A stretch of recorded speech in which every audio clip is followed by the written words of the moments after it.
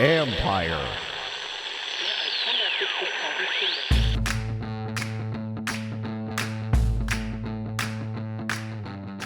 Hello and welcome to my podcast. Do me a favor, subscribe to the John Keim Report wherever you get your podcast. You're watching on YouTube, hit that like button, hit that subscribe button. You can find us there as part of Empire Media. That's AMPIRE. Always much appreciated. Today, I'm joined by the voice of the Washington Commanders, Bram Weinstein, as we break down all the options that the Commanders have at 16. Should they just simply go best player available? Bijan Robinson, Dalton Kincaid, what if they're there? Would you take them? Should they?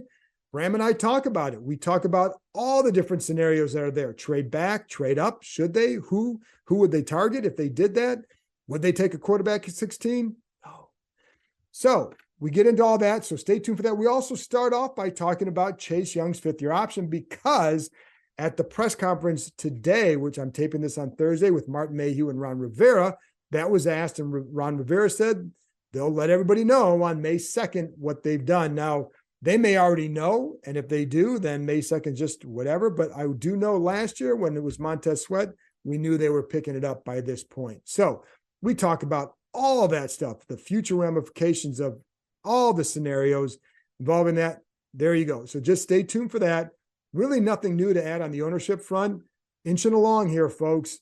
And it's really, we're getting, I hate the word close, and I hate the word soon, because you've heard that for so long.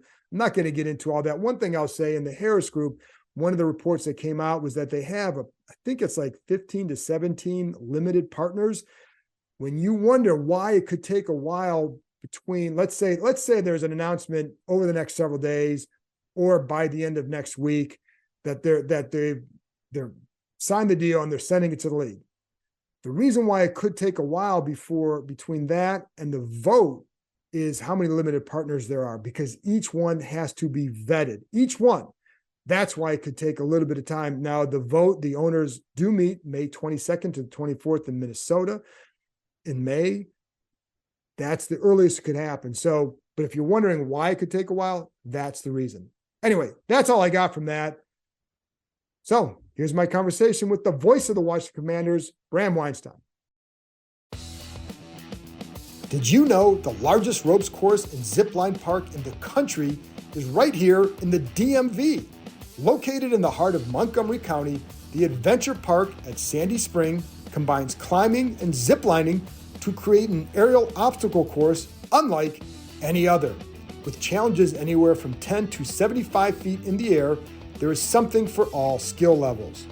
Looking for some family time or the perfect date night before football season starts? You can even climb and zip line under the stars. Would you rather keep your feet on the ground? Give axe throwing a try.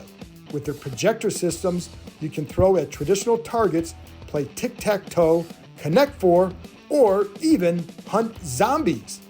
Listeners of this show can get $5 off any ticket by entering the code KEIM23DC at checkout. That's KEIM, KEIM 23DC. So there you have it, folks. Climbing, ziplining, axes, food, and bonfires right in your backyard.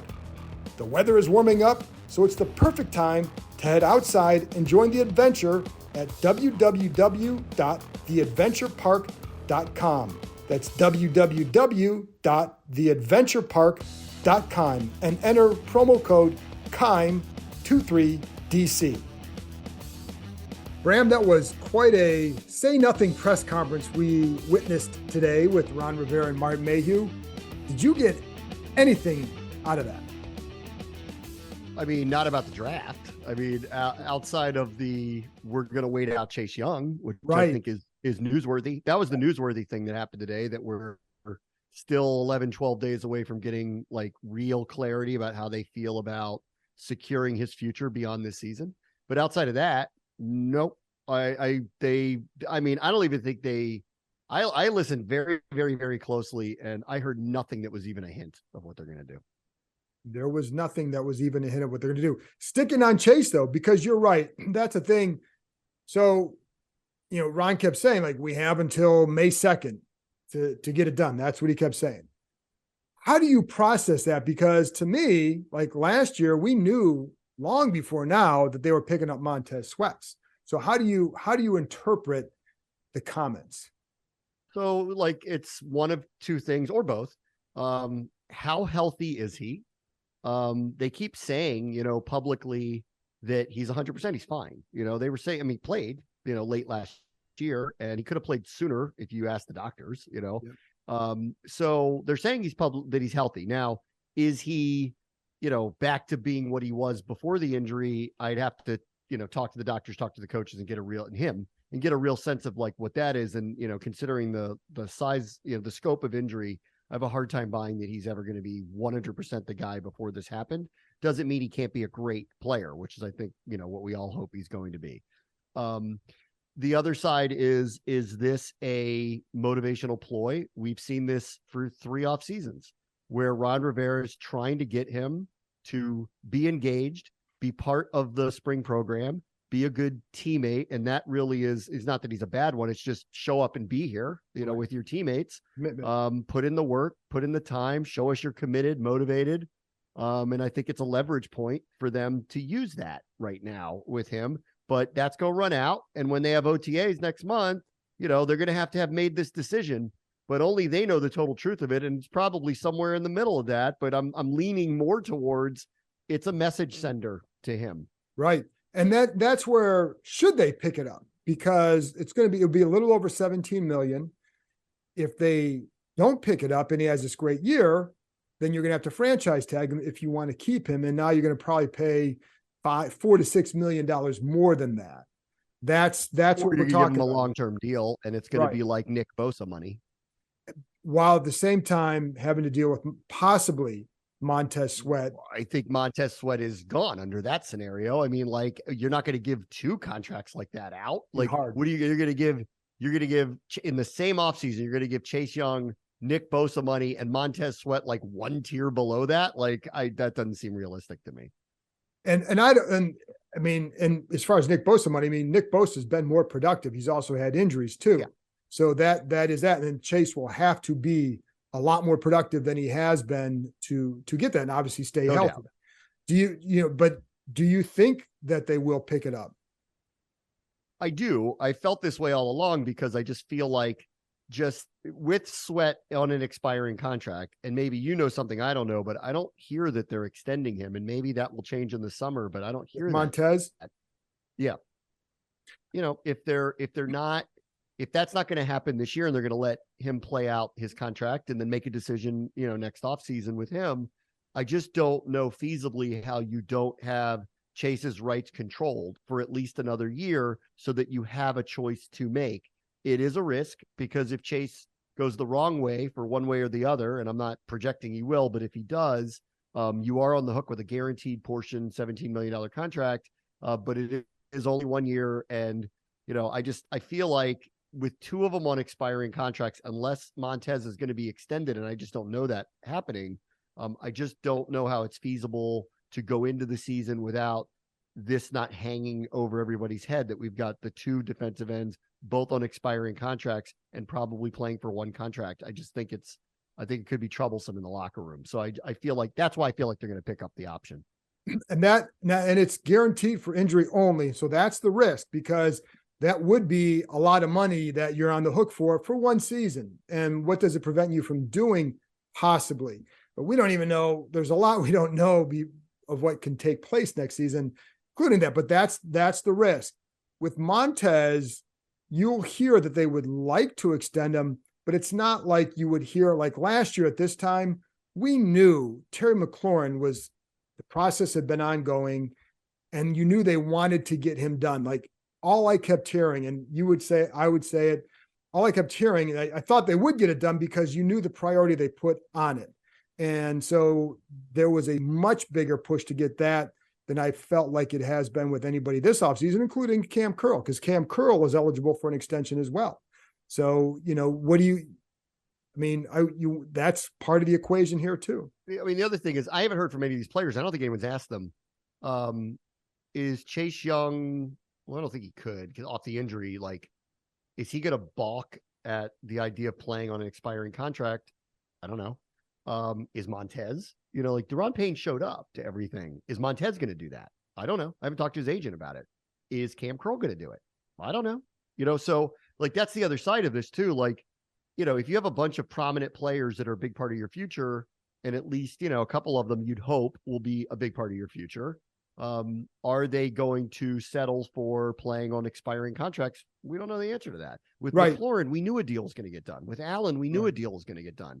With Payne, they rolled the dice and Payne showed up. There was a couple of little things early in the offseason that he kind of avoided, but he showed up every day. He practiced when training camp rolled around. It wasn't a problem. There was no hold in. And then he obviously played his butt off during the season and deserved the contract that he got.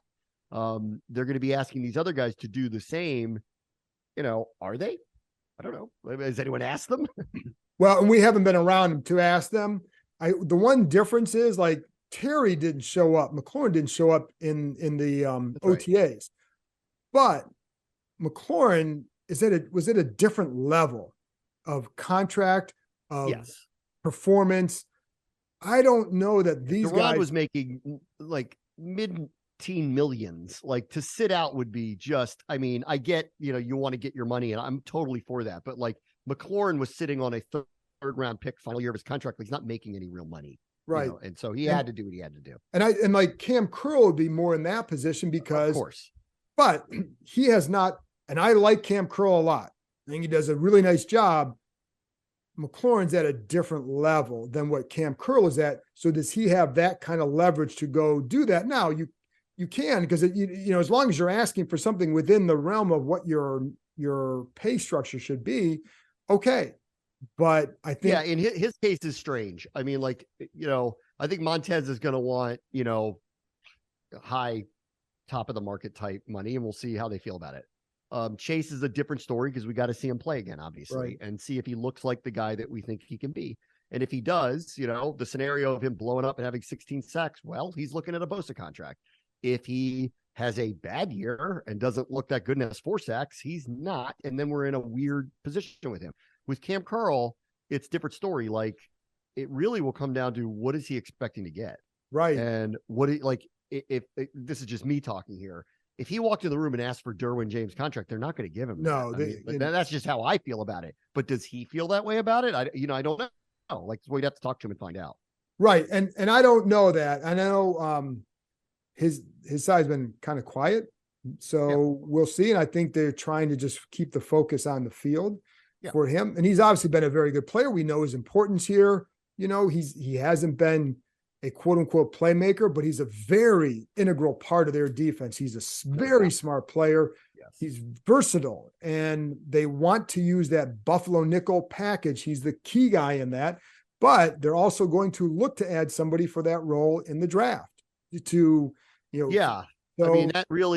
all of these people that we're talking about, there are scenarios by which their quote unquote replacements could be drafted early. Right. And I think that's the intrigue of next week. Because as we sit here today, I really don't know what they're going to do.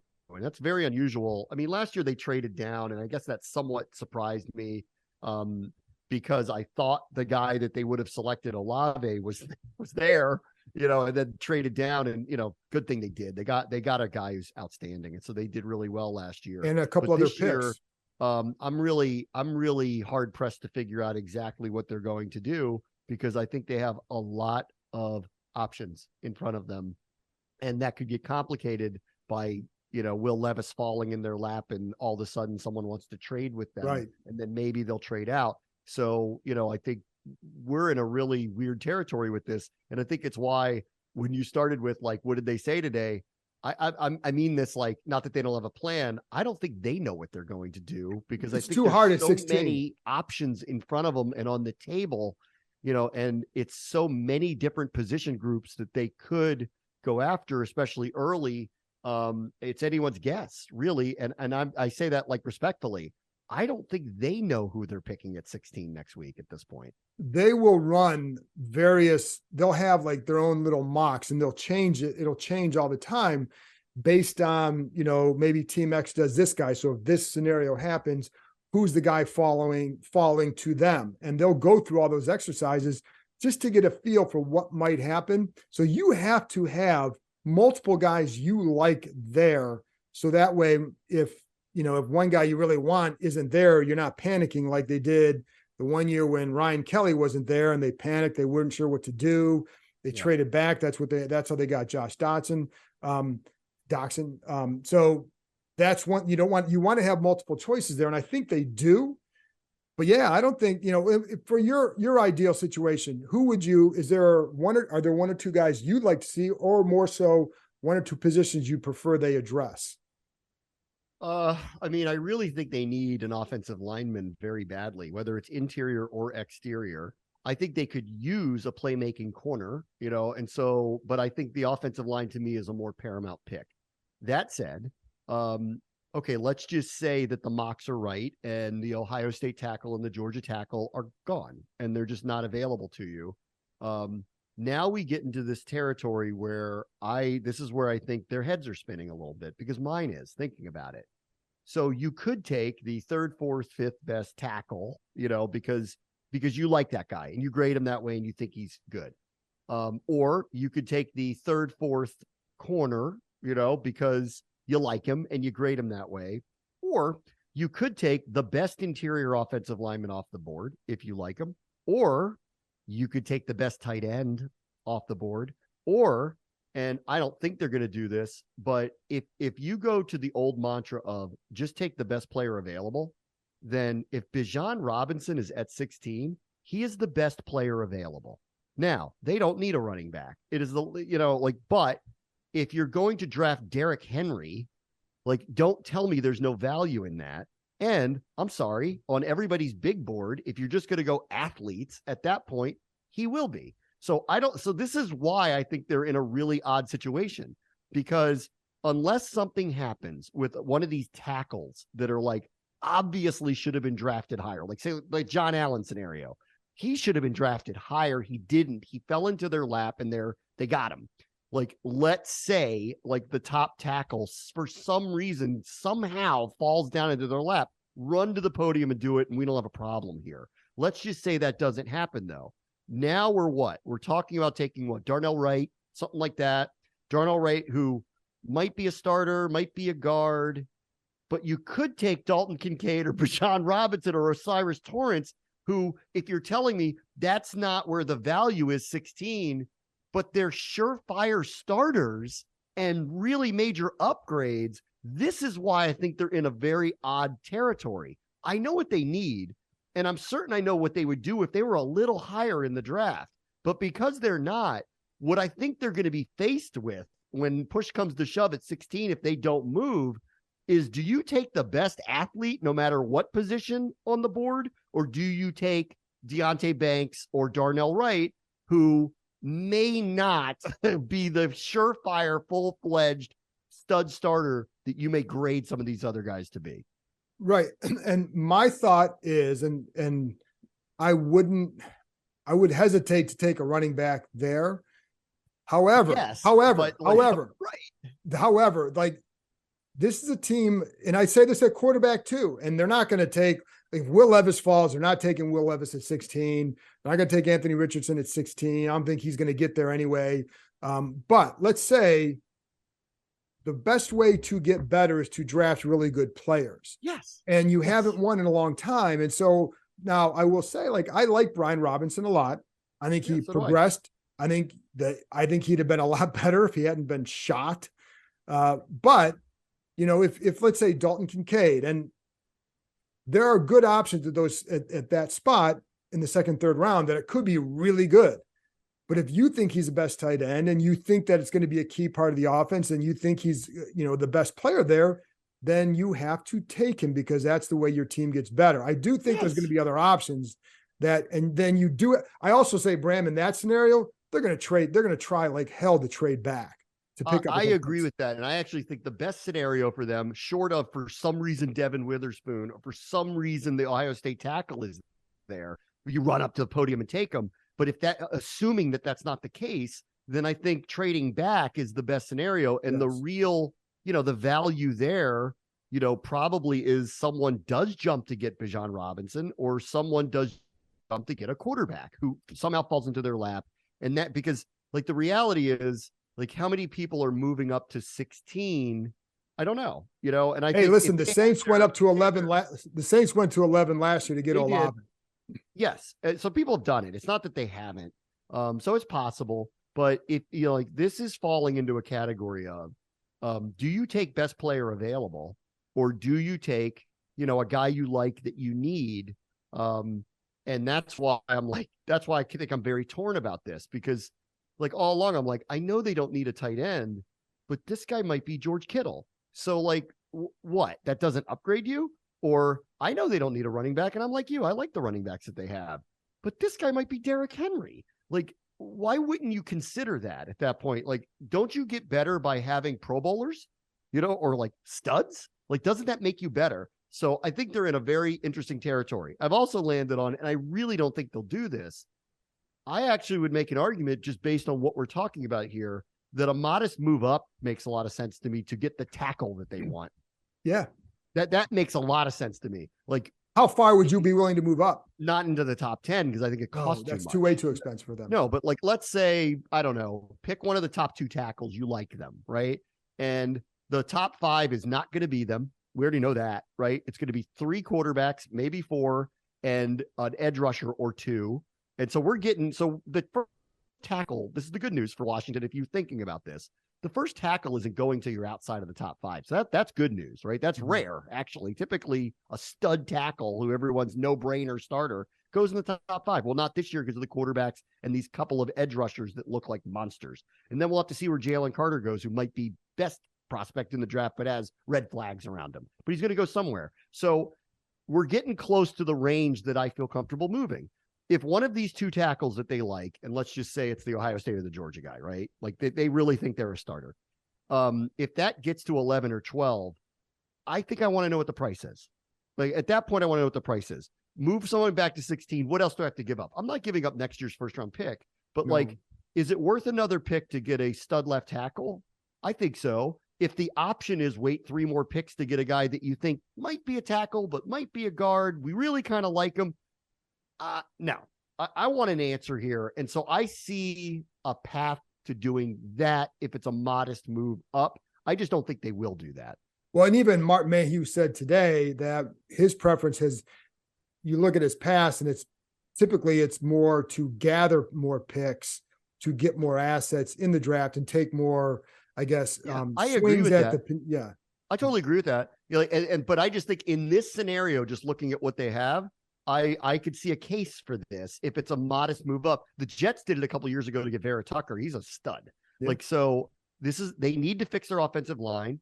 I like Charles Leno. I think he's a, above average player, but they clearly have a lot of work here to do. And I do think it is a unit that needs to be bolstered significantly. And they started it in free agency. I don't think they got a stud. They certainly didn't pay for one. They still have question marks. And it screams, if for some reason one of those 2 tackles is 2-3 picks away, make the call. I think you're a few picks away. I think it makes a lot more sense for them to do it. I just wonder how high they'd be willing to go for that. Yeah. But again, I think, if they do feel pretty good about their roster, so maybe it gives you a little bit of more of a sense to do that. I also could see the same scenario, Bram, where they trade back, get another late 2nd round pick, and then take a guy like Hendon Hooker in the late 2nd if he's still there. Yeah, I think that's a distinct possibility too. Yeah. And I don't have a problem with that. If they use a second or late 2nd round pick on something like that, I have no problem with that. It will not get in the way of Sam Howell. He tore his ACL late in the year. He's not playing this year. So I have no issue if that's what they want to do, especially if they acquire a 2nd pick to do so. I think a key is acquiring another pick in that. Yeah. And then the other one is the same thing. I've heard Logan Paulson talk about this a lot. He's like, if Lucas Van Ness is there at 16, another one, right? Would you turn that down? Well, this team doesn't need an edge rusher, or maybe they do. I don't know. In a year or 2, they might. But I just went over all that stuff. We went over all that stuff. It goes back to I like Montez and Chase Young. What do I need an edge rusher for? Well, you have some decisions to make, and it's the same thing with Bijan Robinson. I like Brian Robinson and Antonio Gibson. That guy might be Adrian Peterson. What's wrong with taking that? So again, I think they're falling into this weird spot where the things that they need, they're going to get number 3, 4, 5 on the list, and these guys might be really good. Or they could take the top prospect at certain positions, and those guys might be studs. And it's not the position you needed, but it may make you a lot better. So, like, that's where I think they're in a really funny spot. There may be spots I think you need to address this. You need to address the O-line. I think it'd be great to get a cornerback there. But if a team stays true to the board and said, listen, the best way to get better is to draft really good players. I've never had a problem with that philosophy because you never, again, I like Brian Robinson and I would not push for that, but I understand if they wanted to go in that direction because, again, that's how you get better. The other thing, Bram, that we've covered this long enough, you never know when something becomes a real need. And while I'll sit here and say, and people who are listening know that with the tight ends, my thing has usually been after the first round, unless you just flat out love the guy. But the other thing is we're also assuming that, Armani Rogers and Cole Turner and Hodges are going to take this leap in the second year. Maybe one of them do. Maybe they do. But maybe we don't know. But if you think like this guy is a big stud, then you can go get it. But Logan talked a lot about the tight ends in the last podcast I did, or I think it was the last one I did. And I would suggest that people go listening to that because he did give some really good insight into what they like to look for, which are typically athletes. And that's why you get the converted quarterbacks at that position because they want athletes there and you can make something out of an athlete at tight end. I try, listen, I'd be the first to tell you, like, I defer to the scouts. Like I watch a lot of this stuff, and especially to get ready for the draft, I watch a lot of tape, and I have people I like, but I don't pretend to know more than the scouts. I think this guy, Dalton Kincaid's going to be very good. Like that, really, he's the one that makes me wonder in the first round more than the others. Yeah. So, I mean, if that's what you believe, look, Cole Turner did not play very much last year, Armani Rogers was a total find. Love it. John Bates, a very good blocking tight end. Logan Thomas's future beyond this year is in question. I don't know. Again, this is about do you take somebody that you need, or do you take someone that just makes you better and you figure it out along the way? And in the case of, say, Kincaid, or probably more likely Bijan Robinson, I think you have to have a very serious conversation. Do we just bring really good football players here and let the rest of it shake itself out? And because all along the whole time I'm like, we're not picking a running back. Why would we pick a running back? We have there's so many other fish to fry. Why would we pick a running back? But then you just go watch him and you go, he's good. All right. Listen, man, it's 16. That's too high to go for a running back. It's too high to get Derrick Henry. Give me a break. Of course it isn't. Well, what would you rather? I mean, and again, I'm not advocating for, but I'm on this conversation. First of all, Bijan Robinson, if he had gone to Ohio State, they win a national title. He's that good. And that was what it came down to. So I think the guy's special. But so if along those lines, would you rather have, if he developed that way, a Pro Bowl running back and for 4 to 6 years, or a good guard or a good tackle? And maybe it's not quite. It's a simplistic argument. A stud Pro Bowl tackle over. I'd rank that first every day. All right, there you go. Number one there. But then I would go Bijan Robinson at that point if he's going to project out to be Saquon Barkley. If that's what he's going to be, then of course I want him. Why wouldn't you? Who doesn't want great players? I want great players on rookie contracts. Well, and that's where you go back, and that's where you go back to Lucas Van Ness. And by the way, I mean, I think they need to bolster this line, and that's been my number one thing for them along, but there are ways that you can do it throughout the draft. So they have to do it.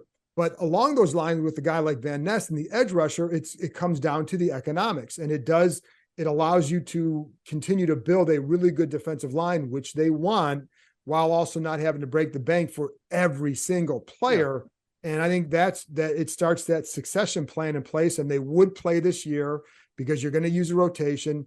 I do think that they would like to get a pass rusher of some sort, whether it's an edge guy later in the draft or an off-the-ball linebacker who can help them as a pass rusher in those situations, whether in the dirt or rushing as a stand-up linebacker. What this does go back to, it goes back to the beginning of the offseason where I felt this way, and I think you agreed.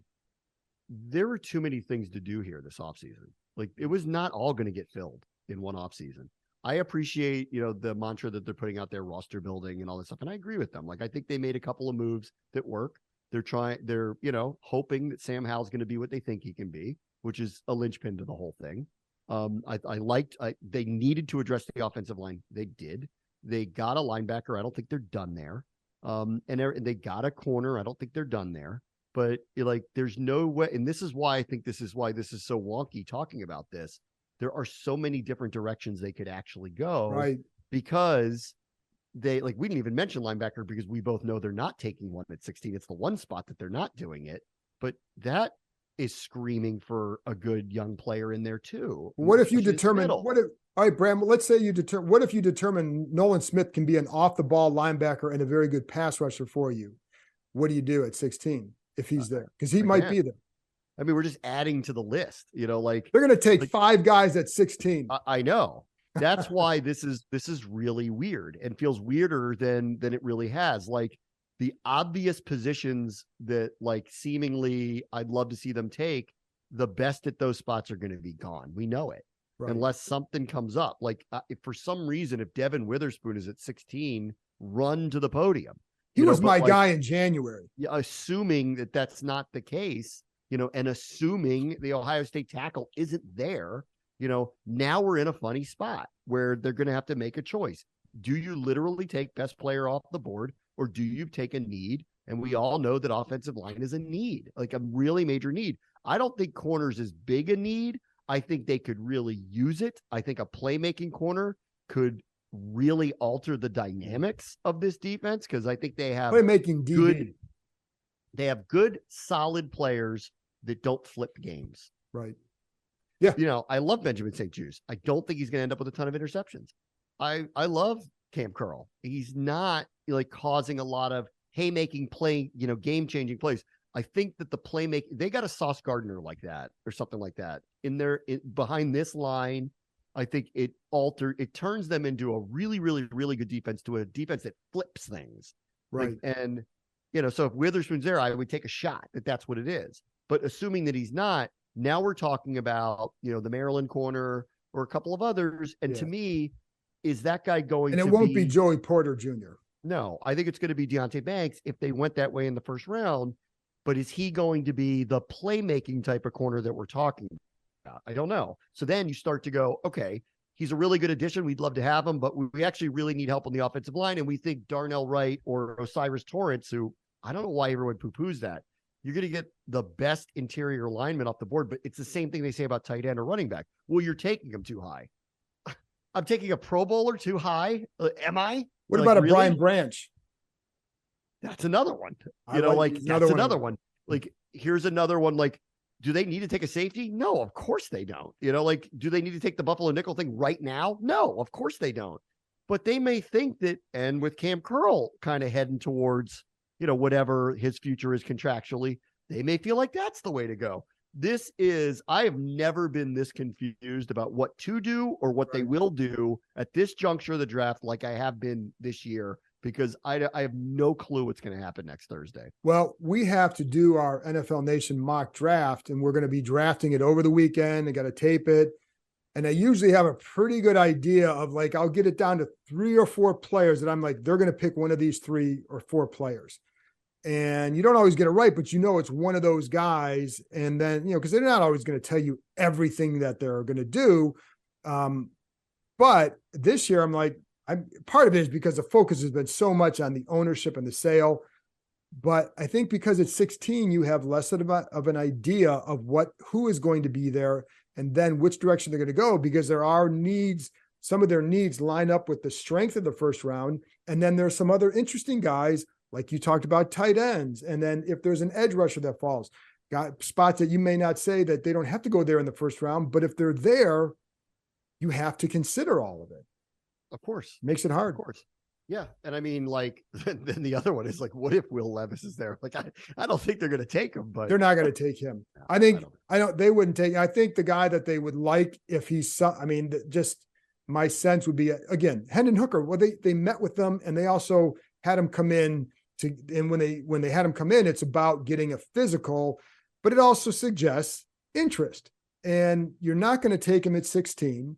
But if you pick up again, like we said earlier, you pick up another second round pick, or if he somehow gets out of the second round to the third round, that's how you would go there. But and it's not, then it's going to be like, well, what does that say about Sam Howell and their thought of him? But what it kind of does is, again, I look at it like you haven't had a settled quarterback situation here in a long time. Don't stop. And if you draft Hooker as an extra second round pick and Howell has a really good year, then you're set. And that's something to celebrate. And, and then you worry about it later, or you trade Hooker at some point, whatever, but you don't stop. That's right. Yeah, no, I think if they acquired a second round pick, or he does get the third round, I agree. I think that's a good selection for them. And the other thing I think that largely too, that I feel good about in general is I think the more you think about it, the more you watch, this actually feels like a very deep draft, like a really depending on the position draft at many positions. And specifically of ones that they need or could improve upon. And that's the Buffalo good news nickel. for them. The Buffalo nickel is one that they feel like, because I had talked to somebody about this earlier a couple weeks ago, because there is a perception that this draft isn't as deep as previous years, because a lot of guys left early the last couple of years. You don't have the same depth, but so you think, well, is it not good? But in the areas that they are hoping to fill, one of which is again the Buffalo nickel, get another guy in here who can do that. They feel it's pretty strong in that area. The feeling that I've gotten is that you can get some of those guys late in the draft. Like if you're targeting those guys late in the draft, you can still get good value there, because more teams are using guys in that role in college. So you get maybe a better feel for what they can do in that role. And so I think that's an area to look at if you don't because Brian Branch can play that too. He can be a multi-dimensional guy for you, but if you don't do that there, you can get one of those guys in the third day who may be able to help you, much like what Cam Curl has done. Yeah. But tight end's very deep. Tackle looks pretty deep. Guard not as deep. It looks like good quarterbacks this year. Not that Washington's going that way unless it's Hooker, but it looks pretty good. I'd also advocate, at late in the draft, I'd consider a kicker, but that's a late in the draft conversation. Yeah. I would consider it. And I think linebacker has to be on that list. No doubt. You have to get someone. They need more competition at that spot. You need more depth. And that's where it becomes interesting if one of those guys that they see can help you as a pass rusher, but also as a guy who can play off the ball. Frankly, if the guy from Iowa is there in the second round for them, the linebacker, that's a consideration too. There's a tight end from Iowa too, Bram. Sam Laporta, a good tight end. He's another one to watch after the first round, for people who want to go that way. Musgrave from Oregon State, a definite guy. I think people need to pay attention to. And then Darnell Washington is a freak athlete, so he's going to go relatively high to somebody. The tight end class is very, very deep. But there's even Logan brought it up with Washington, and his words are he felt like there may be some hesitation on teams with him, but I don't know. But that's what one of the thoughts is. He felt like Darren Waller though, so he is. He's the thing. He's a big fella. So and there are a lot of ways to go. Be interesting. And finally, a week from now, at least I'll say this. There are a lot of things we don't know when they're going to end involving this team. We know the draft will take place on Thursday. Who the owner is, I don't know. Well, I do know who it will be, but if there will be an agreement. I know who it's not. Yes. Been getting I know publicity this week. Yeah. The PR tour. Yes. One of the of all the silly things that have happened this offseason and a lot of issues, that one tops it. So that's all we have to say. I commented this on my show a lot, and I will refrain from doing it here about how much oxygen that got. Yeah. Yep. There you go. So, and I did we only have 2 minutes, so I don't want to get into this now, but at some point I want to get into the branding stuff again, the rebranding stuff. Whoops. So, because I could introduce it now and get a quick thought if you want. Sure. But that's all we have time for. All right. Do you think they're going to change the branding again? Name? No. Is that the question? Well, yeah. Well, just should they? And this, because a lot of people have a lot of interest in that, as we know. And so at some point we'll get into that more when we can talk about it more in depth. and, a little bit more in depth. I don't know how long we have to, because I don't know that it's real, but I do know a lot of people that it matters to them. So I thought it'd be good to address at some point. Maybe I'm going to have Nikki 30 seconds. Okay, there we go. I don't think that that's like something that's going to be on anyone's plate early, but that said, I've never met the owners and I don't know what their priorities are. So, and I think it's a valid question to ask them whenever they do take over. And so I expect to hear that question asked, and I will be listening very closely to their answer. My gut says they're not going to do anything about it for at least the interim and maybe in perpetuity. But the new owners have to make decisions for themselves. And so for me, it's like, how can I even project what they're going to say? They don't even own the team yet. Right. So, and I know there's all sorts of things we can get into it later. My 2 cents thing would be their priority is going to be put elsewhere immediately, because there's some immediate issues to take care of. And I think they can look at this and say, you can push that a little bit back if indeed you want to go down that road. And we don't know if they will. You hear some things, but I don't want to, until I hear it from the owners themselves, then we'll just go from there. And they may have a different take and they may try to push for it. But I would say, that the top priorities are other things. And I think I would feel safe in saying that they would say that as well. Yeah. But we'll at the first press conference, it'll be asked. We'll talk about it another time. So, and anybody who is sitting there saying they know anything about what somebody's going to do about that has no idea what they're talking about. I don't know, because I haven't talked to Josh Harris. So we'll see. But that'll be a topic for another time. Bram, thanks for coming on. Appreciate it. We'll talk to you after the first pick next week. All right. See you. That's it for this episode. Thanks to Bram for joining me. Bram also, by the way, will join me after the Commanders make their first pick on next Thursday night. We'll discuss it, all the good stuff, whatever analysis we have. And so look for that next week. I will be joined by Nikki Jhabvala from the Washington Post on my next podcast Sunday night, Monday morning. Also, thank you for listening. I'll talk to you next time.